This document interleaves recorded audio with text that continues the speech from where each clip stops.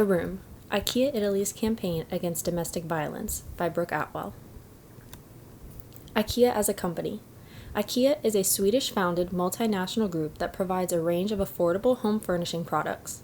By combining design, function, quality, sustainability, and value, the IKEA concept exists to help more people live a better life at home. What started out as a simple mail-order catalog in a small Swedish village eventually grew into the world's largest furniture retailer.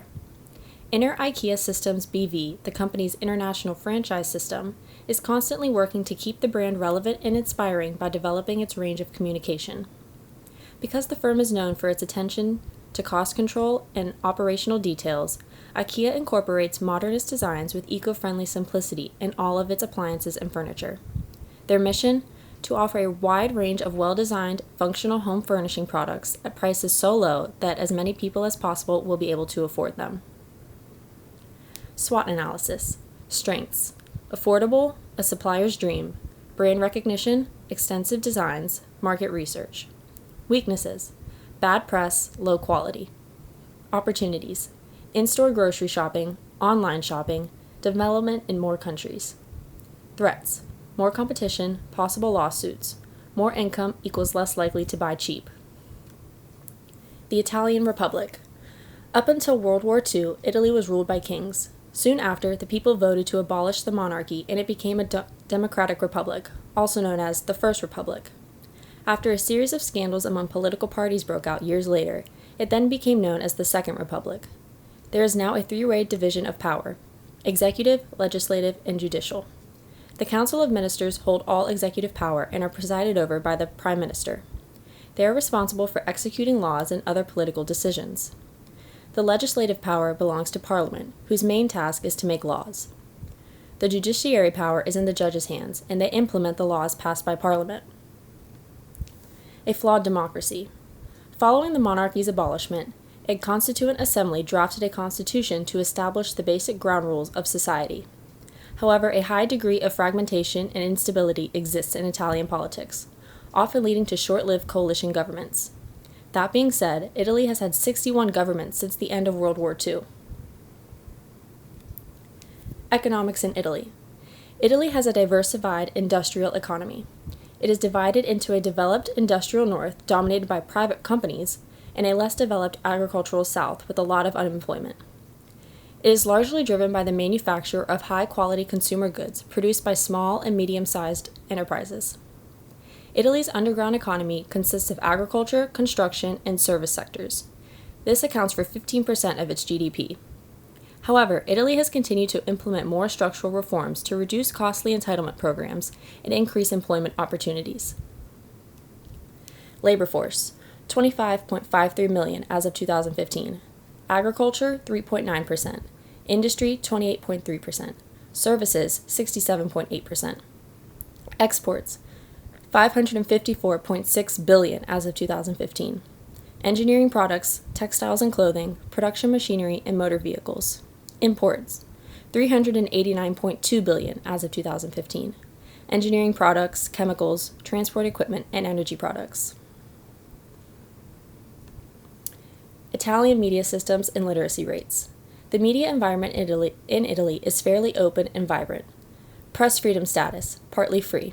Compared to other platforms, television dominates the Italian media. Mass circulation of print press or tabloid press has never been a primary focus because they are not profitable and need external support.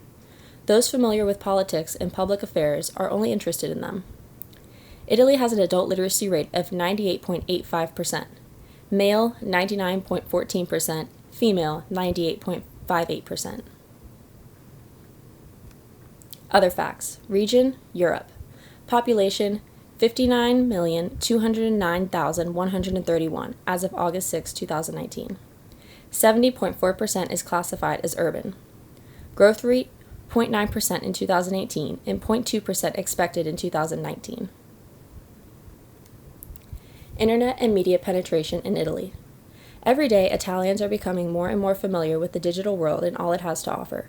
The number of internet users amounted to 40.74 million in 2018, and it is expected to grow by 5.9 million by 2024. The penetration rate of internet users gradually increased to 68.5%, and 84% of Italian households had internet access. In 2018, 72% of individuals in Italy accessed the internet daily or on a frequent basis. In the same year, there were 113.74 active mobile broadband connections per 100 capita. There were about 23.3 million social network users as of 2016. Since then, there has been a 38.5% increase, and now nearly 46% of Italians use social media networks. About 34% of all individuals also use the internet for online banking. Facebook is the leading social network with 33% of people claiming to use it, followed by Google Plus with 14%. As for their reasonings, 47% of Italians use social media to keep in touch with others and for entertainment. 33% use it for news updates. 30% use it to share their opinion, and 13% use it to keep their following or friends up to date. The Italian culture. Power distance.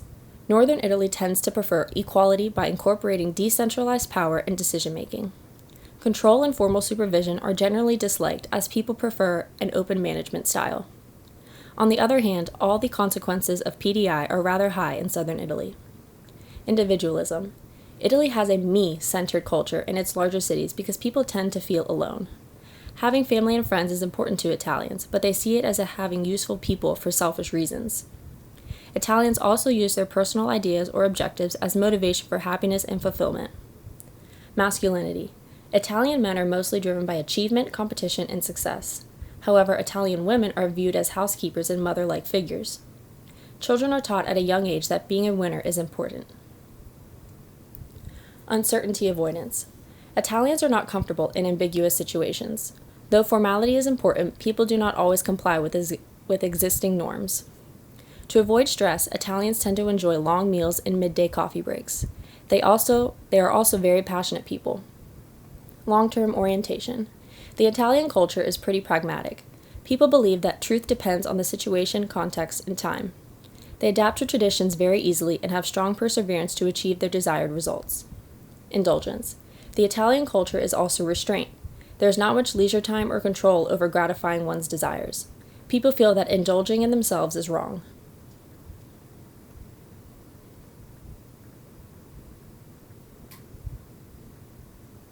IKEA's primary and secondary publics. Primary public, both male and female, ages 25 to 35, relatively young, life is not very stable. Middle range income looking for quality and simplicity.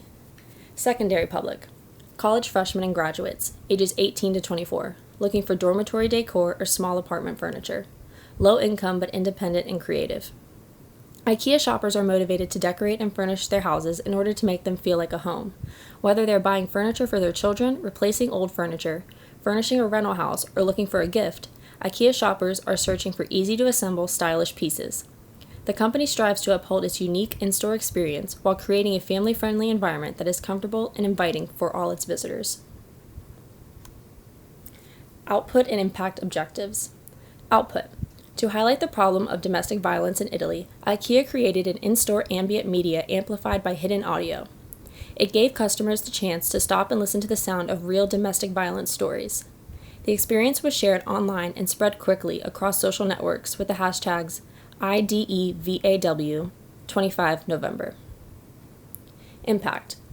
To increase social awareness in Italy that 1 in 3 women have experienced domestic violence. Serve as a reminder that domestic violence is closer than one might think, and sometimes you are a neighbor of it. Exemplify IKEA's commitment to a serious social issue and invite those affected by it to speak up and share their experiences. Campaign timetable. November 20th, 2017. In collaboration with DDB Italy, media art is created, customer reactions are filmed, and campaign video is published on the official IKEA Twitter account. November 20th through the 25th of 2017. A room in each of the 23 Italian IKEA stores are reconstructed into the media space. Influencers begin sharing the campaign video with specified hashtags. November 25th, 2017. International Day Against Violence on Women. PR events take place. The theme. Violence is closer than you think. Sometimes there's just a wall between you and it. The key message. You can find a room for everything, but there is no room for domestic violence. Actions and special events. As a result, 62 million people were reached. The campaign was launched in 23 IKEA stores and received 237 media mentions. There were 2.3 million online views, 90,000 social interactions, and 6,000 engaged customers. Due to the campaign's response, IKEA was invited to speak at an official press conference organized by the Italian Parliament to announce the government's new social policies against violence on women. Since then, The Room has been shown as a best practice of a brand's commitment to a social cause. Media channels. Those that IKEA used: Twitter, YouTube, Instagram, Facebook. Those that responded to IKEA: Elle, CNBC, Mediaset, Artibune, Engage, La Repubblica, Marie Claire, Donna Murdana, Anda Kronos, Yahoo, La Stampa, Il Secolo, Radio DJ, Vanity Fair, Corriere della Sera, Il Fatto Quotidiano. Media implementation.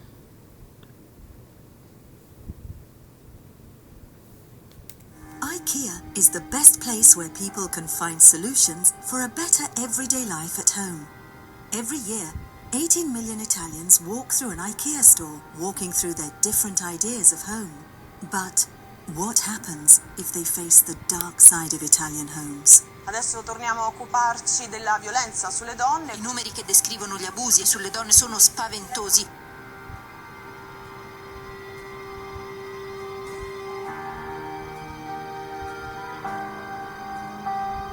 IKEA presents The Room.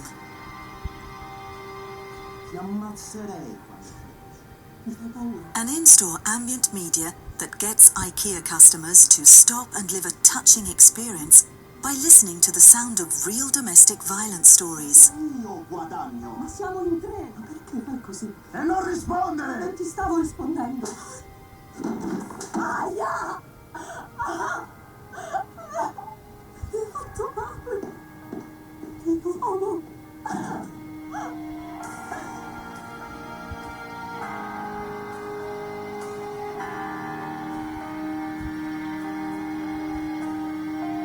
Meanwhile, in every store at scheduled times, there were several theatrical performances of real domestic violence stories with the help of the non-profit Telefono Donna, offering a direct number for a psychological support to the people involved. IKEA ha realizzato una campagna di comunicazione autonoma molto bella contro la violenza sulle donne. IKEA has become the loudest brand voice on the topic, involving some of the most influential women in the country, and showing how in Italy, the problem has never had the spotlight that it deserves. Convincing Italians that at IKEA you can find a room for everything, but there's no room for violence.